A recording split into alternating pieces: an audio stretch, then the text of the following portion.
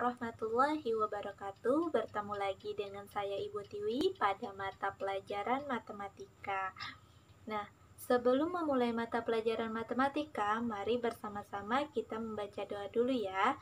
Bismillahirrahmanirrahim. Amin. Operasi hitung campuran bilangan pecahan dan desimal. Tujuan pembelajarannya memahami konsep operasi hitung campuran, melakukan operasi hitung campuran yang melibatkan bilangan pecahan dan desimal, menyelesaikan masalah yang berkaitan dengan operasi hitung campuran dalam kehidupan sehari-hari. Operasi hitung campuran berbagai bentuk pecahan. Contoh soal, 3/17/20 ditambah 4,5 dikali dalam kurung 24/25 dikurang 82% sama dengan.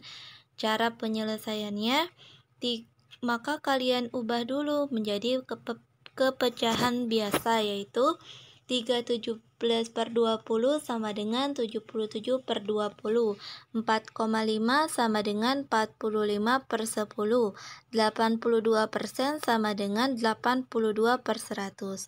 Maka dapat ditulis 77/20 ditambah 45/10 dikali dalam kurung 24/25 dikurang 82/100 sama dengan 77/20 ditambah 45/10 dikali, maka mendapatkan hasil 96/100 dikurang 82/100 sama dengan 77/20 ditambah 45/10 dikali 14/100 sama dengan 77/20 ditambah 630/1000 sama dengan 3850/1000 ditambah 630/1000 sama dengan 4480/1000 sama dengan 112/25 sama dengan 412/25. Pak Ishak memiliki kebun yang luas. Pak Ishak menanami 0,35 bagian kebunnya dengan singkong, 1/4 bagian ditanami kentang, dan sisanya ditanami jagung. Berapakah luas bagian kebun yang ditanami jagung? Cara penyelesaiannya diketahui. Bagian kebun yang ditanami singkong 0,35. Bagian kebun yang ditanami kentang yaitu 1/4. Ditanyanya, bagian kebun yang ditanami jagungnya berapa?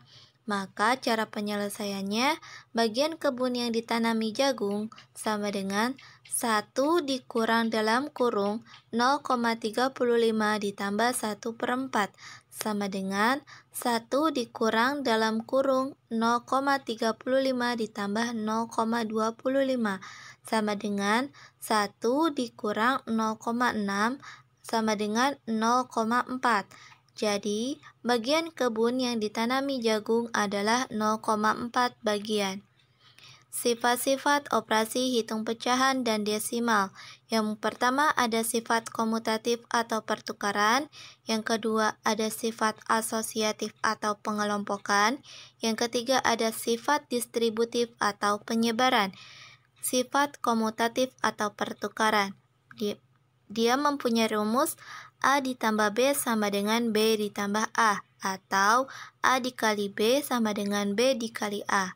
Maka di sini 5/8 ditambah 0,4 sama dengan 5/8 ditambah 4/10 sama dengan 50/80 ditambah 32/80 sama dengan 82/80 sama dengan 41/40.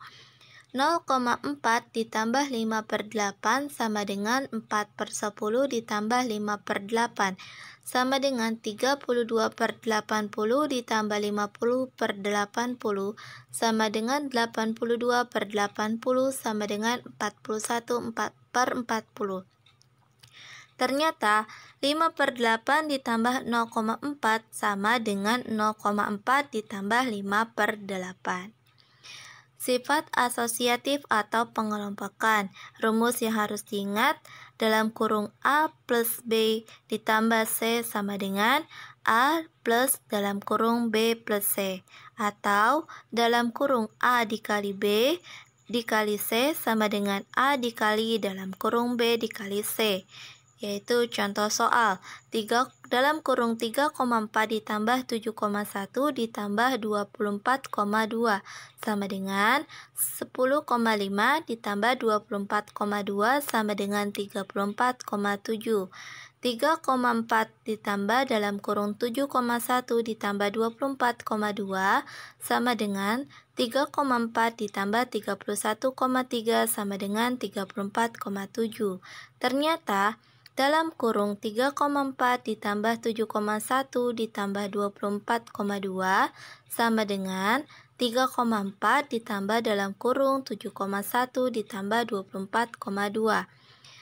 Yang ketiga, sifat distributif.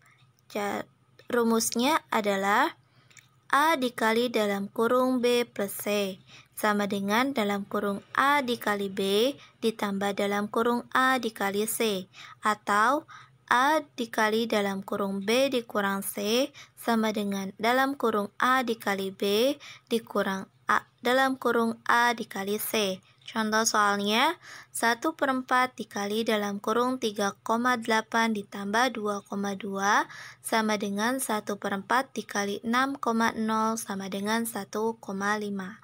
1/4 dikali 3,8 ditambah 1/4 dikali 2,2 sama dengan 0,25 dikali 3,8 ditambah 0,25 dikali 2,2 sama dengan 0,95 ditambah 0,55 sama dengan 1,5. Ternyata 1/4 dikali dalam kurung 3,8 ditambah 2,2 sama dengan 1/4 dikali 3,8 ditambah 1/4 dikali 2,2.